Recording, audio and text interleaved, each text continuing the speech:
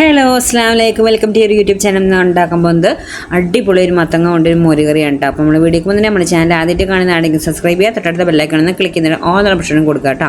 എന്നാൽ മാത്രമാണ് ഞാൻ പുതിയ വീഡിയോസ് നോട്ടിഫിക്കേഷൻ നിങ്ങൾക്ക് കിട്ടുള്ളൂ. അതുപോലെ തന്നെ സ്കിപ്പ് ചെയ്യാതെ കാണാൻ വേണ്ടി ശ്രമിക്കുക.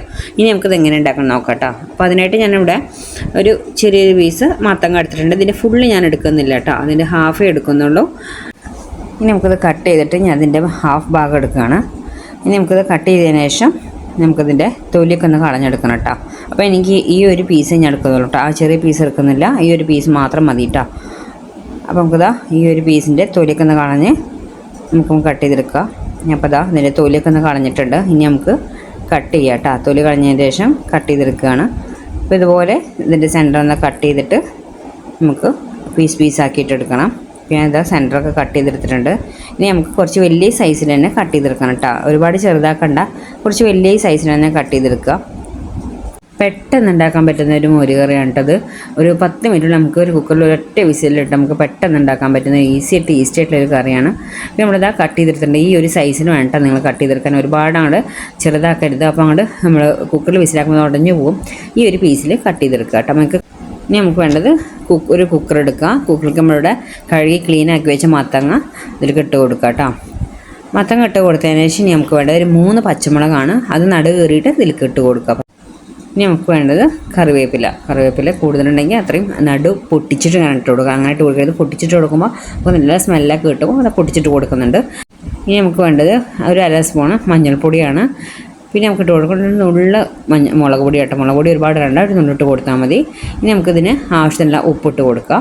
ഉപ്പിട്ട് കൊടുത്തതിന് ശേഷം ഇനി നമുക്ക് വേണ്ടത് വെള്ളമാണ്. ഇത് വേവിക്കാണ്ട വെള്ളം കേട്ടോ, ഒരുപാട് വെള്ളം ഒഴിക്കേണ്ട, കുറച്ച് വെള്ളം ഒഴിച്ച് കൊടുത്താൽ മതി.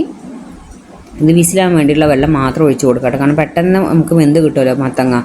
ഞാനിപ്പോൾ ഇവിടെ കുക്കറിലല്ല വെക്കുന്നത്. നിങ്ങൾക്ക് ഇനി വേണമെങ്കിൽ മൺചട്ടിയിലോ അല്ലെങ്കിൽ വേറെ നിങ്ങൾക്ക് ഏത് പാത്രത്തിലാണ് വെക്കുന്ന വെച്ചാൽ കറി വെക്കുന്ന വെച്ചാൽ അതിൽ നിങ്ങൾക്ക് വേവിച്ചിട്ട് വിസിലാക്കാതെ വേവിച്ചിട്ട് അങ്ങനെയും വെക്കാം.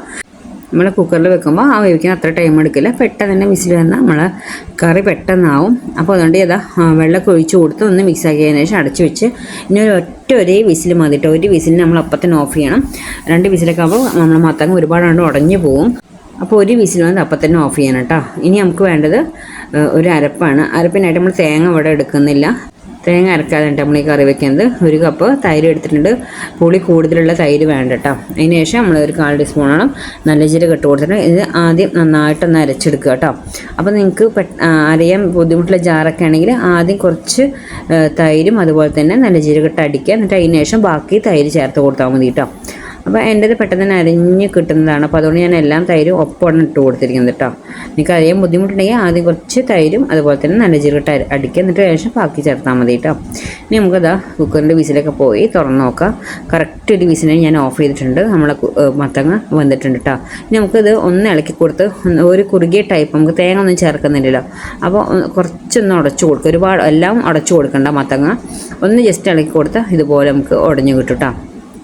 എല്ലാം ഇളക്കുക, ഒരുപാട് ഇളക്കണ്ട, അപ്പോൾ എല്ലാം ഉടഞ്ഞു പോകും. നമുക്ക് ഇതുപോലെ ചെറിയ പീസസ് ആയിട്ട് അതിലേക്ക് എടുക്കണം. ഇപ്പോൾ കുറച്ച് വെള്ളമുണ്ട്, ആ വെള്ളം ഒന്ന് നമുക്ക് വറ്റിച്ചെടുക്കണം. അതിന് ശേഷമാണ് നമ്മൾ തൈര് ചേർക്കുന്നത്. അപ്പോൾ ഫ്ലെയിം ഓഫ് ചെയ്യണം. നമ്മൾ ഒന്ന് വെള്ളം വറ്റിയതിന് ശേഷം ഫ്ലെയിം ഓഫ് ചെയ്ത് ഒന്ന് ചൂടാറിയതിന് ശേഷം മാത്രം തൈര് ചേർക്കുക, അല്ലെങ്കിൽ അത് പിരിഞ്ഞു പോവും. അപ്പോൾ ഫ്ലെയിം ഓഫ് ചെയ്തിട്ട് വേണം നമ്മൾ തൈര് ചേർക്കാൻ. ഫ്ലെയിം ഓഫ് ചെയ്യണം, കറി ഒന്ന് ചൂടാറിയ ശേഷം മാത്രം തൈര് ചേർക്കട്ടെ, അല്ലെങ്കിൽ അത് പിരിഞ്ഞു പോവും. അപ്പോൾ നമ്മളിതാ തൈര് ചേർത്ത് ഒന്ന് മിക്സ് ചെയ്ത് കൊടുക്കുകയാണ് കേട്ടോ. ഇവിടെ ശ്രദ്ധിക്കുക, ഫ്ലെയിം ഓഫ് ചെയ്യുക, അതുപോലെ തന്നെ ഒന്ന് ചൂടാറിന് ശേഷം മാത്രം തൈര് ഒഴിച്ച് കൊടുക്കട്ടോ. അപ്പോൾ അത് മിക്സ് ചെയ്ത് കൊടുത്തിട്ടുണ്ട്. അപ്പോൾ അത് എൻ്റെത് പിരിഞ്ഞതല്ല കേട്ടോ, അത് നമ്മൾ മത്തങ്ങ ഉടച്ചു കൊടുക്കുമ്പോൾ ആ മത്തങ്ങയുടെ ഉടഞ്ഞ ഭാഗങ്ങളാണ് അങ്ങനെ കാണുന്നത്. അത് അടച്ചു വെച്ചിട്ടുണ്ട്. ഇനി നമുക്ക് പാൻ ചൂടാക്കിയതിന് ശേഷം വെളിച്ചെണ്ണ ഒഴിച്ച് കൊടുക്കുക. വെളിച്ചെണ്ണ ചൂടായതിനു ശേഷം കടുക് പൊട്ടിയതിന് ശേഷം കുറച്ച് ഉണക്കമുളകും അതുപോലെ തന്നെ കറിവേപ്പില ഇട്ട് കൊടുക്കുക. ഇനി നമുക്ക് വേണ്ടത് ഒരു നുള്ളു മുളക് പൊടി, ചെറിയൊരു കളറിന്, അതുപോലെ തന്നെ നുള്ളു കായപ്പൊടി ഇട്ട് കൊടുക്കുക. അതൊന്ന് മിക്സ് ചെയ്തതിന് ശേഷം നമ്മളിവിടെ സെറ്റാക്കി വെച്ച മത്തങ്ങ മോരുകറിയില്ല അതിലേക്ക് ഒഴിച്ച് കൊടുക്കുക. അപ്പോൾ നല്ല ടേസ്റ്റാണ് കേട്ടോ ഈ മോരുകറി. ഇത് മത്തങ്ങ കൊണ്ട് മോരുകറി ഉണ്ടാക്കിയിട്ടുണ്ടെങ്കിൽ നിങ്ങൾ എന്തായാലും ട്രൈ ചെയ്ത് നോക്കണം, നല്ല ടേസ്റ്റാണ്. അപ്പോൾ നമ്മളിതാ വറുത്ത് വെച്ച കടുകും കാര്യങ്ങളും ഇതിലേക്ക് ഇട്ട് കൊടുത്തിട്ടുണ്ട്. നല്ല കുറുകിയ മോരുകറി നിങ്ങൾക്ക് കിട്ടും. അപ്പോൾ എല്ലാ മത്തങ്ങയും നമ്മൾ ഒരുപാട് ഉടച്ചിട്ടില്ല, ചെറിയ പീസസ് ആയിട്ട് നമുക്ക് മത്തങ്ങയിലേക്ക് എടുക്കണം കേട്ടോ. അപ്പോൾ ഞാൻ കുറച്ച് ഉടച്ചു കൊടുത്തിട്ടുള്ളൂ. നമ്മൾ തേങ്ങ ചേർക്കാൻ തന്നെ നല്ല കുറുകിയ മോരുകറി കിട്ടിയിട്ടുണ്ട് കേട്ടോ. അപ്പോൾ മത്തങ്ങ ഉണ്ടെങ്കിൽ എന്തായാലും നിങ്ങൾ ട്രൈ ചെയ്ത് നോക്കണം. അടിപൊളി ടേസ്റ്റാണ്, പെട്ടെന്ന് ഉണ്ടാക്കാനും പറ്റും. കണ്ടോ മത്തങ്ങ അതുപോലെ പീസ് കിടക്കുന്നുണ്ട്. അപ്പോൾ ഇതേപോലെ പീസ് നമുക്ക് കാണാൻ വേണം കേട്ടോ. ചോറിൻ്റെ കൂടെ ഈ ഒരു മോരുകറിയും അതുപോലെ തന്നെ ഒരു പപ്പടം ഉണ്ടെങ്കിൽ സൂപ്പർ ടേസ്റ്റാണ്.